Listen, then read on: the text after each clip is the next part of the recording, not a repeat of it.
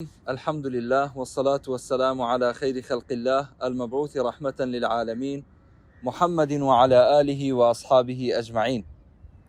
بینەران و بیسەران و خۆشەویستانمان سەلام و ڕەحمەتی خواتان لێبێ. ئەم کاتە و هەموو کاتێکتان باش. داواکارم لە خوای پەروەردگار تاعەت و عیبادەت و پەرستشی مانگی پیرۆزی ڕەمەزان لە ئێمە و لە ئێوەش قبوڵ بفەرمێت. خۆشەویستان و بەڕێزان، زۆر خۆمان بە خۆشحاڵە زانین جارێکی دیکە و لە ئەڵلقەیەکی نوێی بەرنامەی سەدای زێڕین بە خزمەتی ئەوەی ئەزیز و خۆشەویست شاد بووینەوە. ئەم جارە لە وڵاتی ئیماراتەوە و لە شاری دوبەی و لە شاری شاریقەوە لە خزمەتی ئەوەی ئەزیز و خۆشەویست دەبین ئینشاءالله لەگەڵ میوانێکی ئەزیز و خۆشەویست، قورئان خوێنێکی بەناوبانگ و نێودەوڵەتی جیهانی ئیسلام. هەڵبەتە ئەمەوێت دەستخۆشی و سپاسی خۆمان ئاراستەی بەڕێزان خاوەنی کۆمپانیای ئەسێ و کۆمپانیای ئەسێ بەگشتی لێرەوە سپاسێکی بێپایانیان بکەین کە هەستاون بە سپۆنسەرکردنی ئەم بەرنمەیە بە خۆشحاڵیەوە لە وڵاتی ئیمارات ئەم بەرنمەیەتان پێشکەش دەکەین. من دووبارە خۆشحاڵی خۆم دەرەبڕم و سپاسی بێپایانم بۆ برایانی خۆشەویستم لە کۆمپانیای ئەسێ بۆ تەکنەلۆجیا. هەڵبەتە ناونیشانیان لە سلێمانیە و لە تەواوی شار و شارۆچکەکانی هەرێمی کوردستان و عێراق و لە هەندێک لە وڵاتانیش هەن. هەمیشە ساغ و سەلامەت بن. خۆشەویستان و بەڕێزان، لە ئەڵلقەی ئەم جارەی بەرنامەکەمان لە وڵاتی ئیماراتەوە لە شاری دوبەیەوە لەگەڵ قورئان خوێنی دەنگخۆش و دەنگزوڵاڵی جیهانی ئیسلامی کە لە بەرنامەکەمان میوانە ئەوی شێخ مەولانا کورتیشە. شێخ مەولانا لێرە ئامادەیی هەیە ئەمڕۆ زۆر بە خۆشحاڵی و داوەتەکەی قبول کردین و لە خزمەتی ئەوی ئەزیز و خۆشەویستین. زۆر بە خێر بێ بۆ بەرنامەکەمان، زۆر خۆشحاڵ بووین. ئێمە سپاسی جەناب دەکەین کە بەدەم ئەو داوەتەمانەوە هاتی. ڕەمەزان لە تۆ پیرۆز بێ ئینشاءالله، وەخوای گەورە تاعەت و عیبادەتی هەموو ئێمە و ئێوەش قبول بفەرمێت. بارك الله فيكم، شكرا جزيلا. سەرەتا زۆر سپاسی ئێوە ئەکەم بۆ ئەم بەرنامە و چاوپێکەوتنە في هذا البرنامج الجميل. مەولان کورتیشی چییە و خەڵکی کوێ و لەکوێ لەدایک بووە؟ مەولان کورتیشی هو شاب من ناوم مەولانە کورتیشیە، گەنجێکی مەکدۆنیم و لە مەکدۆنیا لەدایک بووم و بەڕەگەز ئەلبانیم. ئێستا لە زانکۆی قاسمیە لە شاری شاریقەم و لێرە خوێندنی زانکۆم تەواو کردووە و ئەمەوێت دوای تەواوکردنی خوێندن هەر لێرە بمێنمە و درێژە بە ژیانم بدەم. پێشەوەی بچینە ناوڕۆکی بەرنامە هەندێک قورئانمان بۆ بخوێنە، دواتر ئینشاءالله درێژە بە قسەکانمانە دەین. أعوذ بالله من الشيطان الرجيم. بسم الله الرحمن الرحيم. هل أتى على الإنسان حين من الدهر لم يكن شيئا مذكورا. إنا خلقنا الإنسان من نطفة أمشاج نبتليه فجعلناه سميعا بصيرا. إنا هديناه السبيل إما شاكرا وإما كفورا. إنا أعتدنا للكافرين سلاسل وأغلالا وسعيرا. إن الأبرار يشربون من كأس كان مزاجها كافورا. عينا يشرب بها عباد الله يفجرونها تفجيرا. يوفون بالنذر ويخافون يوما كان شره مستطيرا. ويطعمون الطعام على حبه مسكينا ويتيما وأسيرا. إنما نطعمكم لوجه الله لا نريد منكم جزاء ولا شكورا إنا نخاف من ربنا يوما عبوسا قمطريرا. دەنگ نەرزێ زۆر سپاس.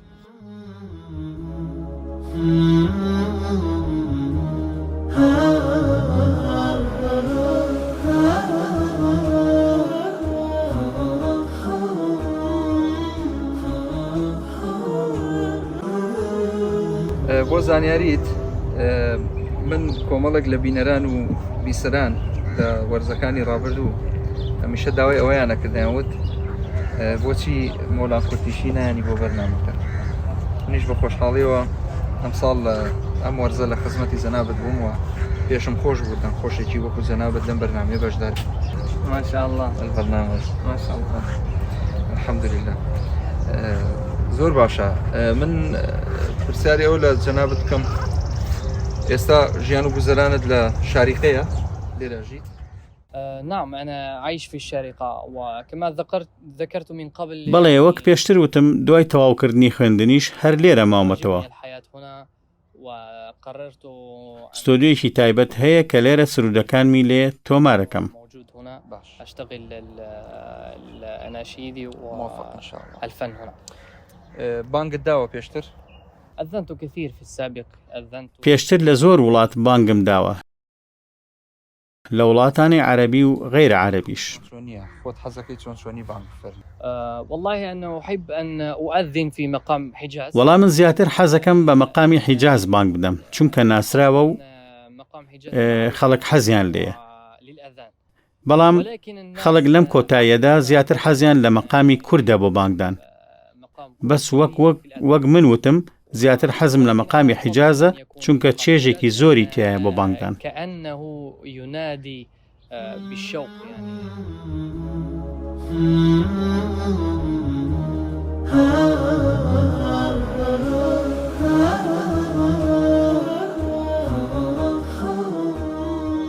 أشهد أن لا إله إلا الله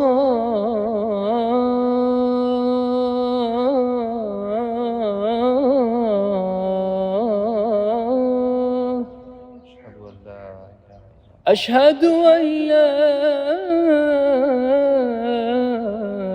إله إلا الله. إن شاء الله. بارك الله فيك. أشهد أن محمدا رسول الله.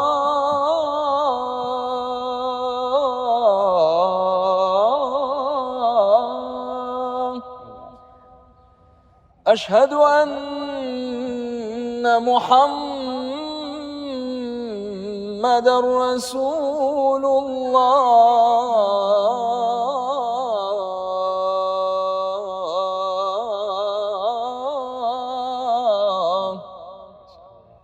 بارك الله فيك. تفضل. ما شاء الله. طيب الله أنفاسك. بارك الله فيك.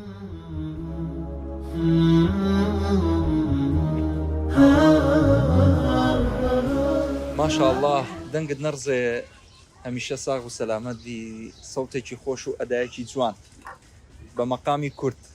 ما شاء الله. شێخ مەولان کەی هەستت کرد سەوتت خۆشە؟ کەی توانای قورئان خوێندنت هەبوو؟ لە ساڵی چەندەوە دەستت کرد بە قورئان خوێندن؟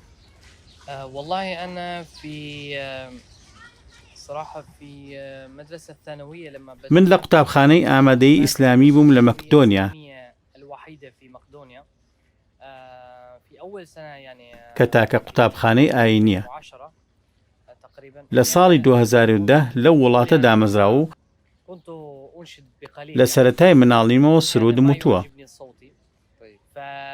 بعد ذلك كان عملية في بەڵام لەو قوتابخانەیە زیاتر دەنگم ڕاهاتوو، ڕۆژانش لە ماڵەوە ڕاهێنان ئەەکەم و هەندێک جار مۆسیقاشم بەکار هێناوە. يعني من 2010 بدأ يعني باش نعم. چێ هاندەرت بوو بۆ ئەوەی قورئان بخوێنی؟ چێ حەزی کرد مەولان کورتیشی ببێ بە قورئان خوێن؟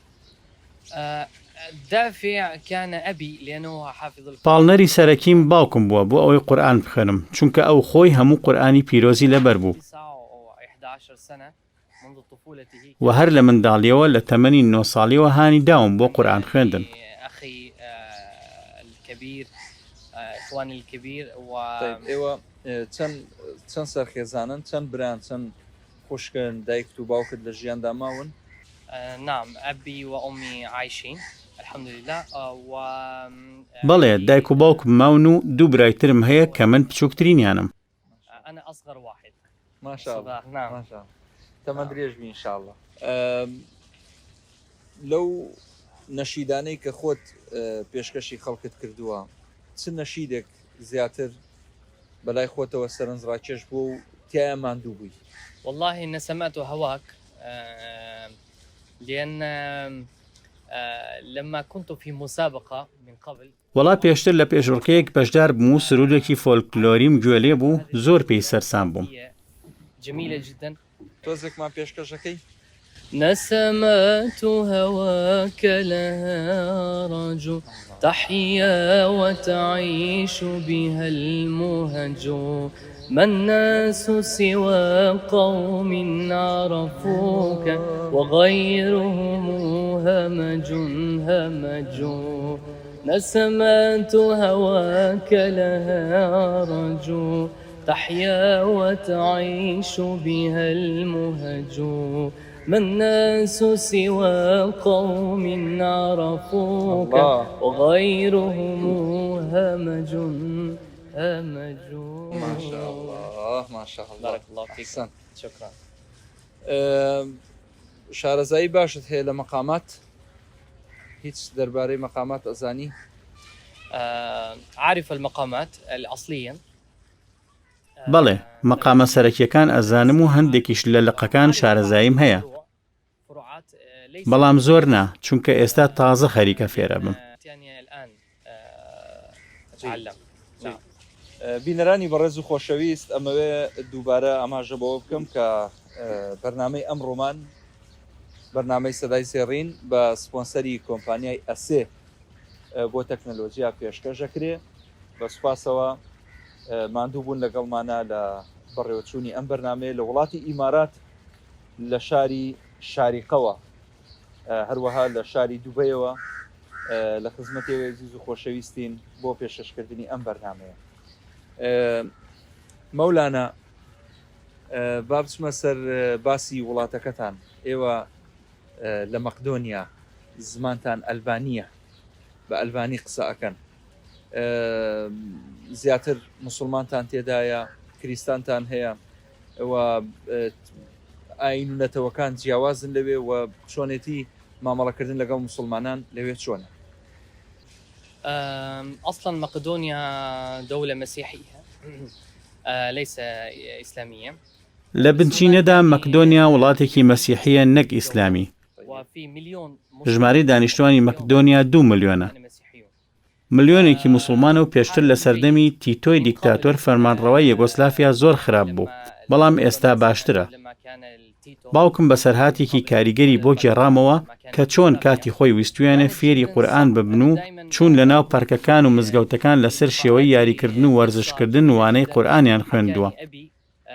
ئەمەش لە ترسی پۆلیس، چونکە قەدەغە بوو قورئان خوێندن، بۆیە لە پشت درەختەکان خۆیان حەشار داوە و قورئانیان بەو شێوە دەور کردوێتەوە. بەڵام ئێستا دۆخەکە جۆرێکی ترە و ئاسان بووە و ناوەندەکان هەن و مزگەوتێکی زۆر هەیە و لە هەموو وڵاتانی بەڵقان ئیسلام بڵاو بۆتەوە. وفي كل دول البلقان يعني الآن حالنا الحمد لله جدا جميل. تۆزێکی تر قورئانمان بۆ خوێنی، دواتر ئەچین گەشتێکەکەین بەنێو ئەم پارکە خۆشە، هەندێکی تر بە پیادەڕەوی قسەکانمان تەواوەکەین چونکە لە شوێنی تریش هەر تەسویرمان هەیە. پێمان خۆشە هەندێک قورئانی پیرۆزمان بۆ بخوێنی، چەند ئاەتێک لە قورئانی پیرۆز. أعوذ بالله من الشيطان الرجيم. بسم الله الرحمن الرحيم. لا يستوي أصحاب النار وأصحاب الجنة، أصحاب الجنة هم الفائزون. ما شاء الله. لو أنزلنا هذا القرآن على جبل لرأيته خاشعا متصدعا من خشية الله. وتلك الأمثال نضربها للناس لعلهم يتفكرون. هو الله الذي لا إله إلا هو عالم الغيب والشهادة هو الرحمن الرحيم. الله. هو الله الذي لا إله إلا هو الملك القدوس السلام المؤمن المهيمن العزيز الجبار المتكبر. سبحان الله عما يشركون. هو الله الخالق البارئ المصور له الأسماء الحسنى يسبح له ما في السماوات والأرض وهو العزيز الحكيم. ما شاء الله.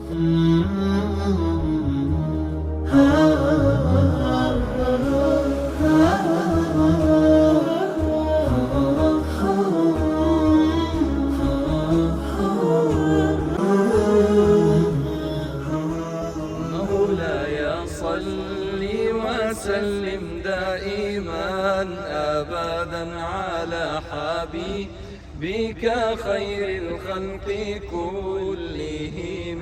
مولاي صل وسلم دائما أبدا على حبيبك خير الخلق كلهم. يا ربي بالمصطفى بلغ مقاصدنا، يا ربي بالمصطفى بلغ مقاصدنا واغفر لنا ما مضى يا واسع الكرم.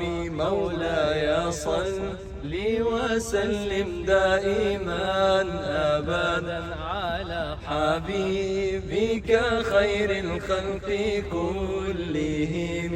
مولاي صل وسلم دائما أبدا على حبيبك خير الخلق كلهم. ما شاء الله.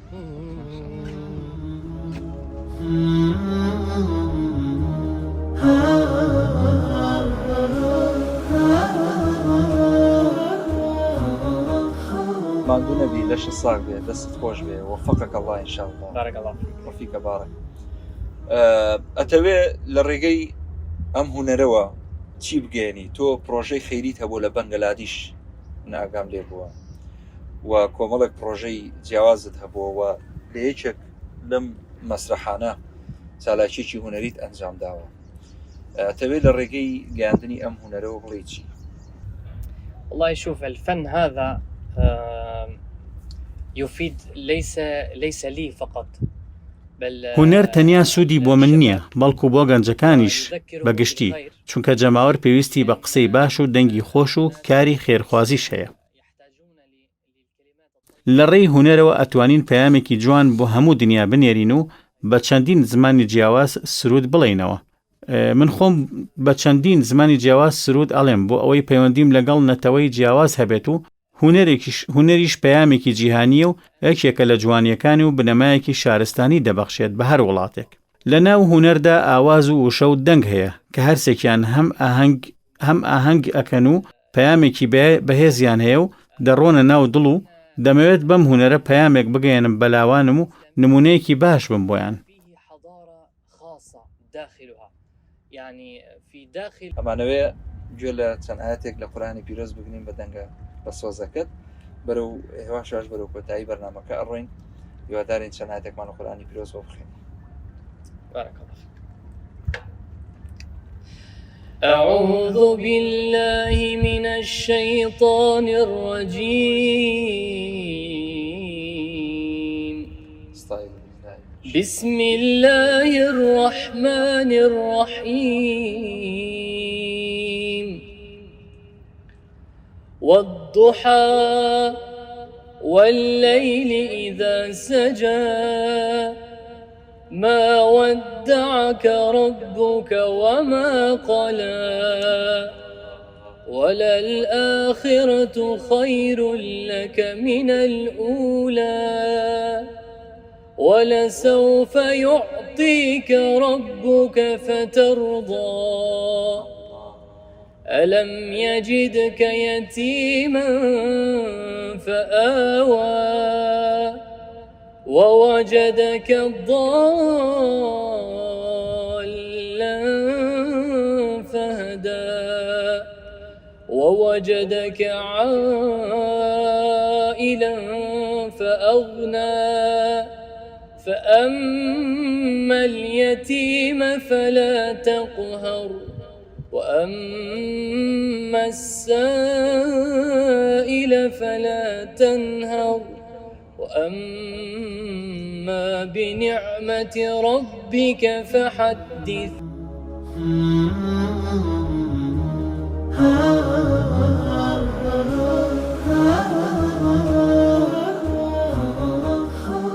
بەخێر بێتەوە شێخ مەولان.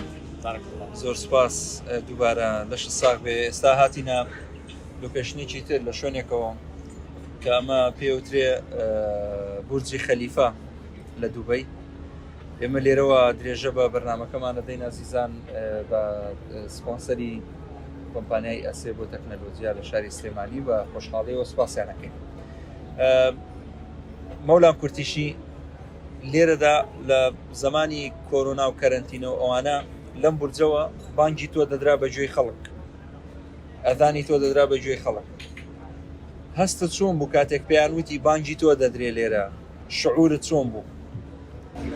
والله هذا شرف كبير يعني لأن كما تعرفون ئەمە شەرەفێکی گەورەیە بۆ من کە لە بورجی خەلیفەوە کە ملیۆنەها کەس چاویان لەسەرێتی و کاتێک بانگی من لێدرا لەم بورجەوە پەخش بوو خۆشحاڵ بووم و شانازی زۆرم پێوە کرد کە خەڵک گوێی لە بانگەکەی من بووە و چەندین کەس نزای خێریان بۆ کردوم. کەس هینی بۆ ناردی لەو کاتەیە تەسویری کردبوو بۆت بنێرێ بۆ مۆبایلەکەت؟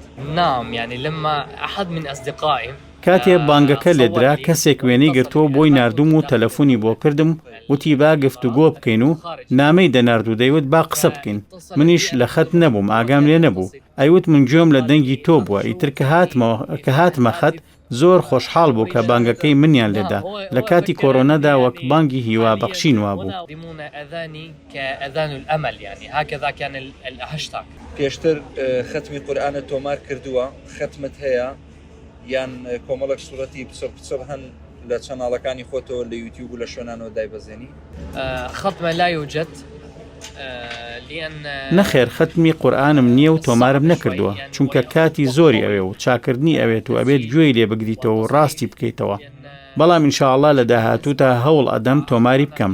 هەرچەند چەند پارچێکی جیاوازم هەیە و پلانیش دادەنێم کە لە داهاتوودا ختمێک بکەم و ئێستاش ئەلبومێکی سرودی نوێم بەدەستەوەیە لەم ڕەمەزانەدا ئەمەوێت تەواوی بکەم.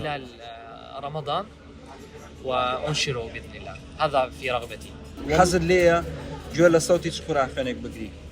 والله أنا أسمع القراء گوێ لە قورئان خوێنە کۆنەکان ئەگرم و زۆر حەزم لە دەنگیانە و بەردەوام گوێیان لێ دەگرم و هونەرمەندانیش ئەگەر بیانەوێ پێشکەون ئەبێت گوێیان لێ بگرن. زۆر باشە. هاتنی ئێمەت بۆ دووبەی چۆن بینی و چۆن بوو بەلاتەوە و توصياتك چییە بۆ ئەم پرۆگرامە؟ والله ممتع جدا